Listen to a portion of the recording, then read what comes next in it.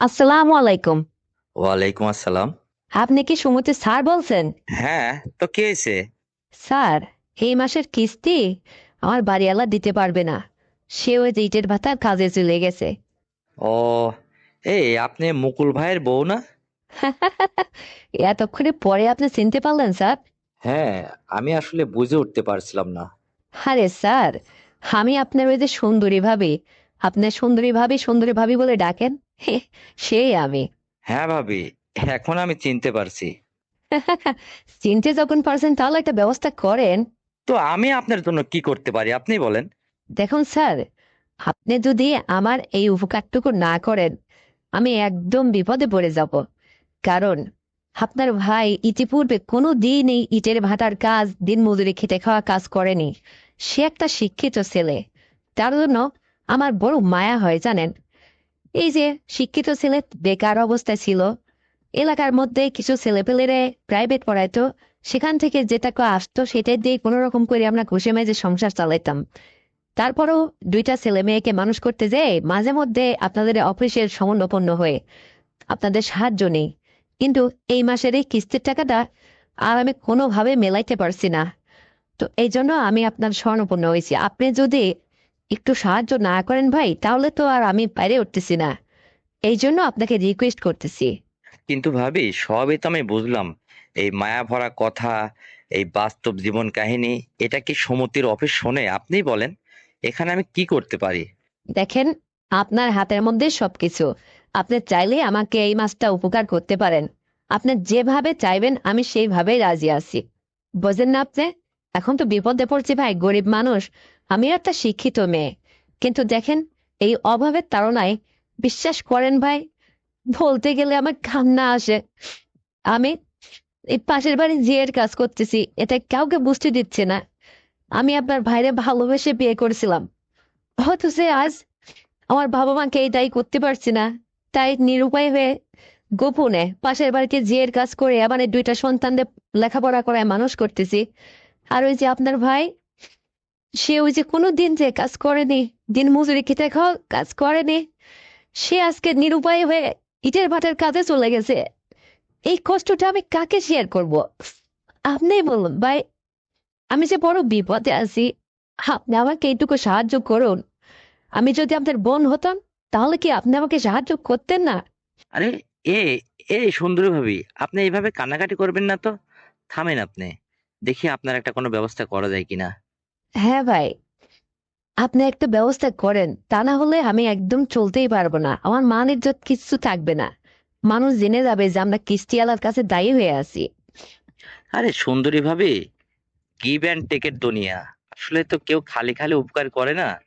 আমি আপনার একটা শর্তে উপকার করতে পারি, যদি আপনি আমার সঙ্গে একটু সময় দেন আর কি। পারবেন? সেটা কেমন করে? আরে আপনার কান্না থামান, আর একটু রিল্যাক্সে আমার সাথে কথা বলেন। আমি আপনার সব ব্যবস্থাই করব। আমি আপনাকে সত্যি আশ্বস্ত দিচ্ছি, আপনার সব ব্যবস্থাই হবে। কান্না থামান তো, ওই নেকা কান্না কানবেন না। বিপদে পড়ছেন, আমার কাছে সাহায্যের হাত বাড়াইছেন, আমি আপনাকে সাহায্য করব। তবে আমার কিছু শর্ত আছে, কথাটা যদি আপনি মানেন তাহলে আমি আপনাকে সাহায্য করব। তাছাড়া কি খালি খালি কেউ সাহায্য করে? আচ্ছা বলেন, কিভাবে সেটা করবেন আপনি? ভাবি, আমি বলতেছিলাম কি, আসলে আমার কথায় মাইন্ড করবেন না। আপনি যদি একটা সময় সময় করে আমার সঙ্গে আসতে পারেন, তাহলে আমারও হতো, আর আপনাকেও আমি সমস্ত বিপদের হাত থেকে রক্ষা করতাম। পারবেন? আরে ভাই, আমি তো আপনাকে সেটাই বলছি, কিন্তু সেটা কি করে, কিভাবে? আহ, আপনি এখনো এটা বোঝেননি। আমি আপনাকে আসলে যেটা বোঝাইতে চাইছি, এটাই তো সমস্যা। মানে, আপনি আমার সঙ্গে পার্সোনালি একটা সময় সময় দিবেন। বুঝতে পারছেন? তাহলে কি হবে? আর সেখানে সময় দিয়ে আপনার সঙ্গে আমার কি করতে হবে? ও মাই গড! আমি কারে কি বুঝাইতেছি? তার মানে এখনো আপনি আমার ভাষা বুঝতে পারেননি? আচ্ছা ঠিক আছে। আপনার উপকার আমি করতে পারবো না। আপনি আপনার মতো থাকেন। ওই অফিসের স্যাররা যখন আপনার বাড়ির পাশ যেয়ে টাকার জন্য প্রেশার দেবে তখন বুঝবেন ঠেলা। তো রাখতেছি। এই না না, রাখবেন না, রাখবেন না, শোনেন শোনেন। আরে আমি বুঝতে পারছি। আমি এই কথাটা আপনার মুখ দিয়ে আমি শুনতে যাচ্ছিলাম। আপনি তো আমাকে ক্লিয়ার করে বলার সাহসই পাচ্ছেন না। আরে বোকা ছেলে, আমি তো বুঝতে পারছি আপনি আমাকে কি বলতে চাইছেন। আমি বুঝি না এটা? ও, তাই নাকি? তো বুঝতে পারছেন, তাহলে এত নাটক করতেছেন কে? আমার কাছে বেশি চালাকি দেখাচ্ছেন? না রে ভাই, আমি আসলে আপনার মুখ থেকে এই কথাটা শুনতে চাইছিলাম যে আপনিই বলেন, আমি ক্লিয়ার হই কথাটা। তো আপনি যখন পার্সোনালি আমাকে ডাকতেছেন আমি তো জানিই কেন। কিন্তু ভাই আমার একটা কথা কি জানেন, মানুষের যখন মানুষ উপকার করে আমার মনে হয় নিঃস্বার্থে করাটাই উচিত। আমি আপনাকে তো পরের মাসে ঠিকই পুষিয়ে দিতাম, জাস্ট একটা মাসের জন্য একটু হাওলাত মনে হয় চাইছিলাম। আর আপনি তার বিনিময়ে আমাকেই সময় দিতে হবে আপনার সাথে, এই প্রপোজ করে ফেললেন আমাকে। একবার আগে পিছে ভাবলেন না? হায় রে দুনিয়া। এই জন্যই তো ভাই আসলে কি যে বলবো, মানুষ অন্যায় অপরাধ করে কেন দেখেন, এই সমস্ত চাপে যখন মানুষের আর কোনো কুল কিনার থাকে না, টাকা পয়সার চাপে, টাকা পয়সার ভয়ে, বাণিজ্য ছড়ানোর ভয়ে, মানুষের চোখের আড়ালে থাকার কারণ থাকতে চায় মানুষ, এই কারণে নিজের সবকিছু বিলাই দিতেও একদম দ্বিধা করে না।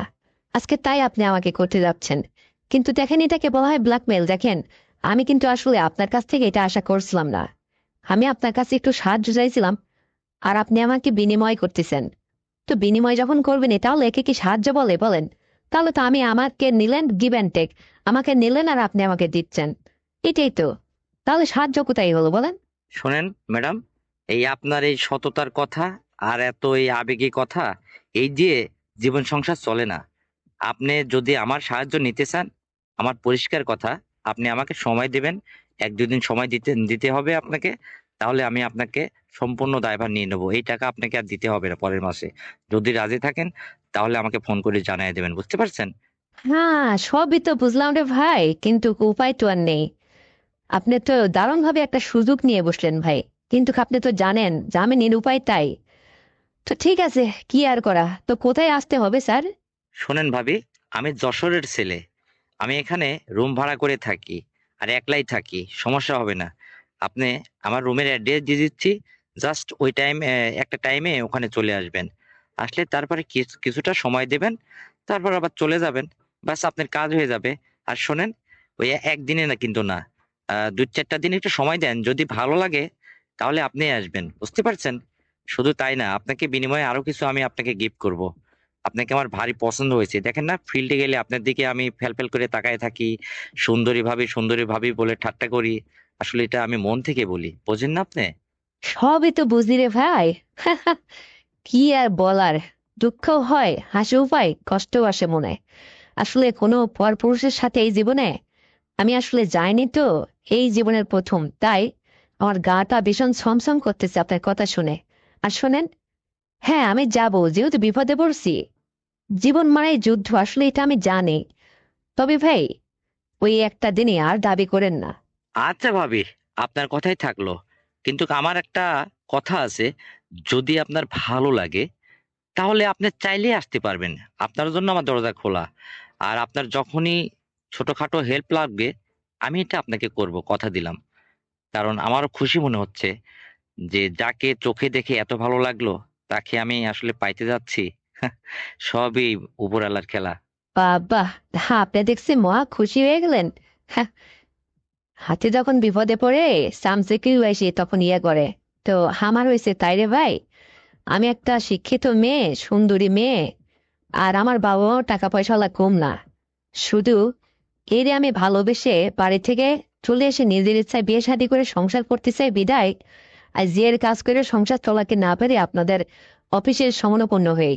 আর আজকের একটা কিস্তি থেকে গেছে, আপনার সাহায্য চাইলাম, আর আপনি আমাকে এইটার দাবি করে এইটা নিয়েই ছাড়তেছেন। নেন, উপরাল একজন আছে। আসলে আমার ইচ্ছাই কিন্তু আপনি পাচ্ছেন না ভাই, আসলে বিপদে পড়ে আমি আর রাজি না হয়ে থাকতে পারতেছি না, তাই গেলাম। এত কান্না করলাম, এত কিছু বললাম, তবুও আপনি, হ্যাঁ, আমার কথায় ভিজলেন না। আপনি আপনার মতোই দেখলেন সত্যটা। কি করবো আসলে, মানুষ কেন যে এই সমাজের মানুষ এইভাবে খারাপ হয়, নষ্ট হয় একটা মেয়ে, কেন, কেন নিজেকে অন্যের কাছে লেলিয়ে যায়? এই যে জাস্ট একটা এক্সাম্পল, এই সমস্ত কারণে তারা তখন আর কুল পায় না, তখন বাধ্য হয়ে অন্য পুরুষের সমানুপন্ন হয়, তার কাছে যায় থাকে। আর সমাজের এক শ্রেণীর মানুষ ওই মেয়েটাকে ভুল বুঝে ঘৃণা করে।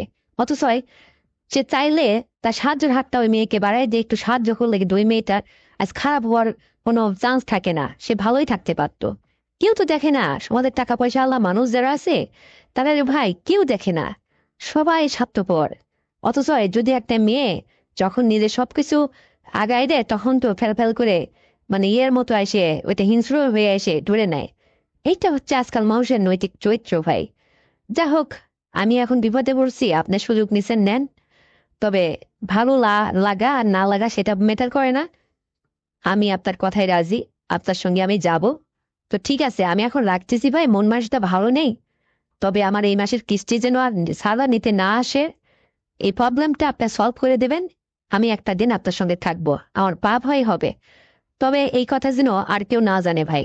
আর আমার হাজবেন্ড ইটের ভাটার থেকে বাড়িতে চলে আসলে তখন কিন্তু আপনি আমাকে আর ফোনে দেবেন না এই সমস্ত বিষয় নিয়ে, এটা অনুরোধ থাকলো। আমার সংসার ভাঙার কাজ করবেন না, বুঝতে পারছেন? তো রাখতেছি ভাই, আল্লাহ হাফেজ। ওকে, ঠিক আছে, তো রাখেন, পরে কথা হবে। তো বন্ধুরা, এই গল্পের মধ্যে আসলে একটা মেয়ে কেন জীবনের নষ্টের দিকে চলে যায় এইটাই তার উদাহরণ দেওয়া হয়েছে। যদি এই সংলাপটি আপনাদের ভালো লেগে থাকে তাহলে এক্ষুনি চ্যানেলটিকে সাবস্ক্রাইব করে দেন, ভিডিওতে একটা লাইক দেন, আর শেয়ার করে আপনার কাছের বন্ধু বান্ধবকে শোনার সুযোগ করে দেন। আর হ্যাঁ বন্ধুরা, আগামীকাল আরো সুন্দর গল্প নিয়ে আসছি। ততক্ষণে আপনারা সবাই নিজের স্বাস্থ্যের যত্ন নেবেন, ভালো থাকবেন। আল্লাহ হাফেজ।